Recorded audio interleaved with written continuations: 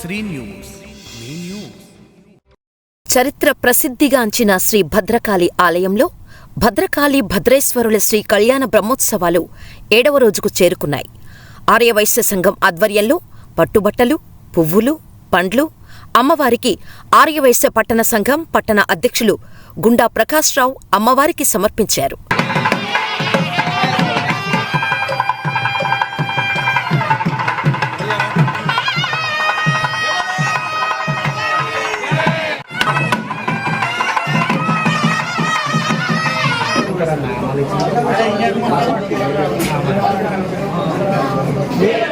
జగజ్జనని మాతా కీ భద్రకాళి మాతా కీ భారత్ మాతా కీ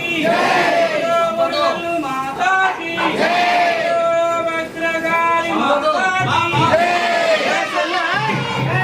భద్రకాళి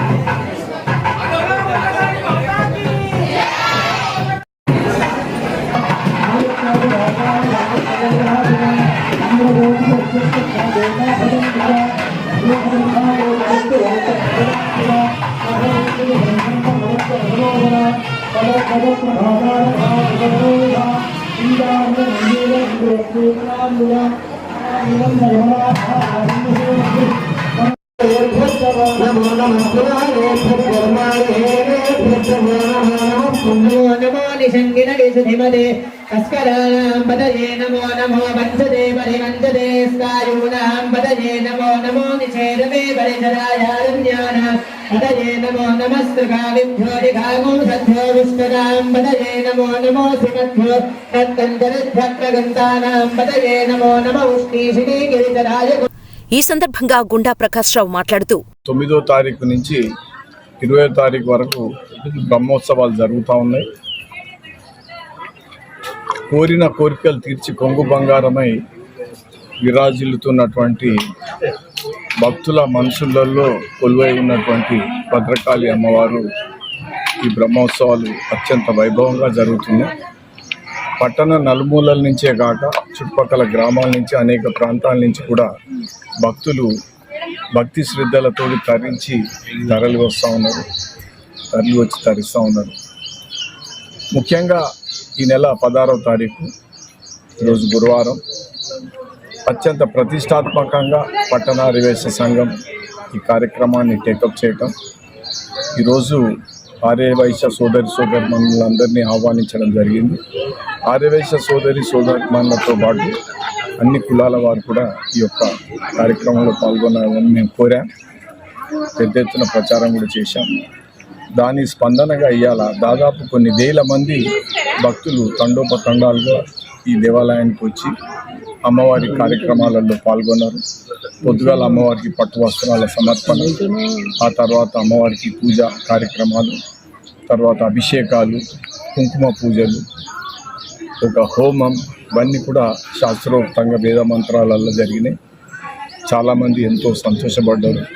భక్తి ప్రవృత్తులతోటి పరవశించిపోయిందని చెప్పాల్సి ఉంటుంది. అంతేకాక పట్టణ ఆర్యవైశ్య సంఘం తరఫున దాదాపు 3000 పై చిలుకు మనం అన్నదాన కార్యక్రమం కూడా నిర్వహిస్తా ఉన్నాం. అన్నదాన కార్యక్రమంలో కూడా భక్తులు ఈ అన్నప్రసాదం తీసుకోవాలి, కంపల్సరీ ఆ భగవంతుని అమ్మవారి కృపా కటాక్షల పాత్రలం కావాలి, జన్మ ధన్యం చేసుకోవాలనే ఒక పవిత్ర ఆశయంతో అన్నప్రసాద కార్యక్రమంలో కూడా విరివిగా పాల్గొంటా ఉన్నారు. పెద్ద ఎత్తున భక్తులు పాల్గొంటా ఉన్నారు. ఈ కార్యక్రమం మొత్తం విజయవంతం కావటం అందరి సహాయ సహకారాలతో, ముఖ్యంగా భక్తుల సహాయ సహకారాలతో, ఆర్యవైశ్యుల ప్రముఖుల తర్వాత అందరి సోదరిమణుల సహాయంతో దీన్ని విజయవంతం చేసినందుకు కృతజ్ఞతలు. ఈ బ్రహ్మోత్సవాలు అనేది బ్రహ్మదేవుడు స్టార్ట్ చేసింది కనుకనే దీని బ్రహ్మోత్సవాలు అని వచ్చినాయి. మనం చేసిన పాపాలు అన్నీ పోగొట్టుకునేటందుకు ఇది ఒక చక్కని అవకాశం.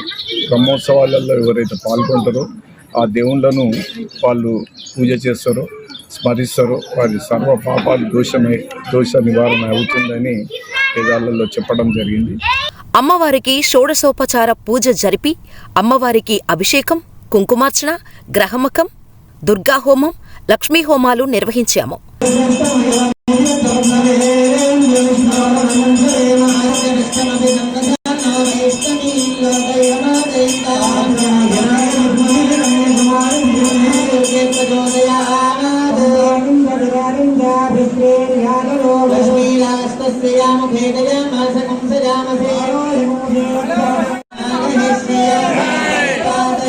అనంతరం అమ్మవారిని భద్రకాళి మహాత్రిపుర సుందరిగా అలంకరించి రథసేవ జరిపారు. ఈ రథసేవలో వందలాదిగా భక్తులు పాల్గొని అమ్మవారి రథం లాగుతూ భక్తి పారవస్యంతో పులకించిపోయారు. అనంతరం భక్తులకు అన్నదానం నిర్వహించామని తెలిపారు.